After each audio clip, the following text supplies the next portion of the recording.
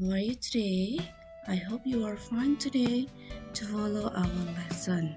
Today we still discuss about report text. Hari ini kita masih belajar mengenai report text. Our learning objectives, tujuan pembelajaran kita kali ini adalah membandingkan dan menangkap makna secara kontekstual terkait unsur kebahasaan beberapa text information report. Jadi fokus kita ada pada unsur kebahasaan.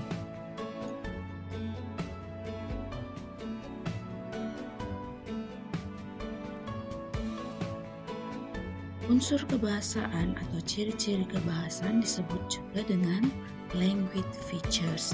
Dalam report text, language features apa yang kita gunakan? Mari kita lihat tayangan berikut. Yang pertama adalah general noun atau kata benda yang umum. Samples contohnya buffalo, fish, or spoons. Jadi yang kita gunakan adalah kata yang masih umum. Dia tidak menamai atau mengklasifikasikan jenis buffalo atau jenis fish atau jenis spoons. Semuanya masih dibahas secara umum. Itu dia ciri yang pertama. Next, tenses yang kita gunakan adalah simple present tense, ditandai dengan adanya relative verbs, penggunaan is atau are pada selimutnya. Contohnya, some spoons are natural and come from animals that live in warm sea.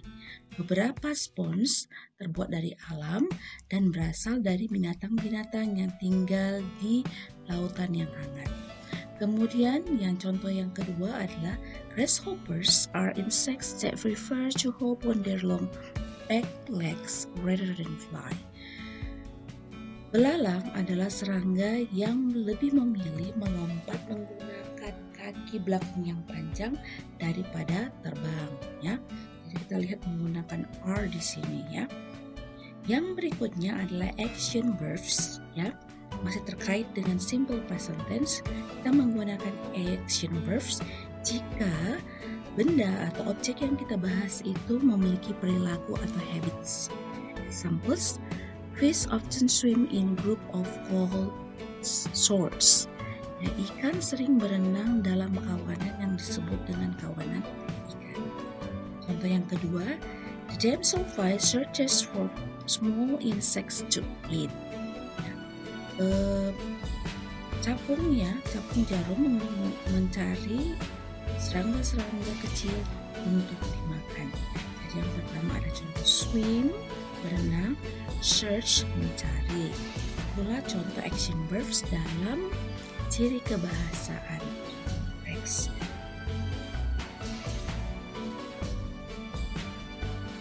Ciri kebahasaan yang berikutnya, technical terms, istilah-istilah khusus. Contohnya, kalau dalam teks buffalo ada horn, ya, tanduk. Tame, jinak. Wild itu liar atau buas. Jadi ini istilah khusus yang digunakan in report text about buffalo. Next, fabric, ya, kain. Ya, yang digunakannya adalah istilah linen dan wool. Yang berikutnya adalah kalimat pasif atau passive voice. Contohnya dalam teks spoons dikatakan water is held in tiny hole inside the sponge. Air ditahan dalam lubang-lubang kecil dalam sponge. Dalam teks buffalo, they are used to pull carts and plow. Mereka digunakan untuk menerai kereta dan membajak. Seperti yang kita ketahui, di sini ada kata ditahan. Awalan di atau awalan ter adalah kalimat yang kita ciri-ciri kalimat pasif yang biasa kita gunakan. They are used, mereka digunakan. Di sini ada awalan di pada kata kerjanya menandakan kalimat pasif. Nah, demikianlah ciri-ciri kebahasaan daripada sebuah teks yang berjenis report. Now, let's see the example of language features on text title fabric. sekarang kita lihat penggunaan bahasa atau ciri-ciri kebahasaan pada teks fabric. Let's see the general noun. Kata benda umumnya adalah fabrics. Kemudian kita lihat present tense yang ditandai dengan relative verbs is dan are. Ada kata there are different kinds of fabrics. Kemudian ada for example, some are tough while others wear away quickly. Action verbs, karena yang kita bahas inilah fabric, benda mati, kita tidak menemui adanya action verbs.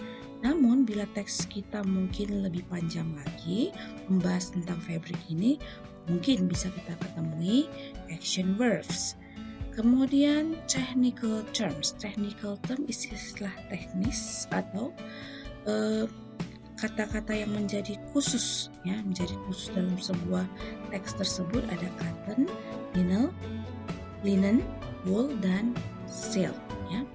Yang berikutnya passive voice. Kalimat pasif yang ada dalam teks itu fabrics such as cotton, linen, wool, dan selanjutnya are made, dibuat dari serat alami yang datang dari tanaman-tanaman dan binatang-binatang. Kemudian kita juga menemukan kata fabrics can also be made of plastic. Fabric, ya, kain dapat juga dibuat, ya, awalan di, kalimat pasif, dari plastik, mixture of plastic and natural fibers, atau campuran antara plastik dan serat alami. Kalimat pasif yang berikutnya, fabrics are used, ya, kain digunakan around the house to make clothes, curtains, towels, and furniture covering. Ya, kain juga digunakan di rumah untuk membuat pakaian, tirai, handuk, dan penutup-penutup perabotan. Inilah dia language features daripada teks fabric yang ada dalam buku pelajaran kalian. Next, what is your assignment? Apa yang menjadi tugas kalian? Tugas kalian adalah menemukan language features dari teks yang berjudul good, ya, ada pada buku pelajaran kalian masing-masing. Ya, model yang dibuat sama seperti model fabric tadi.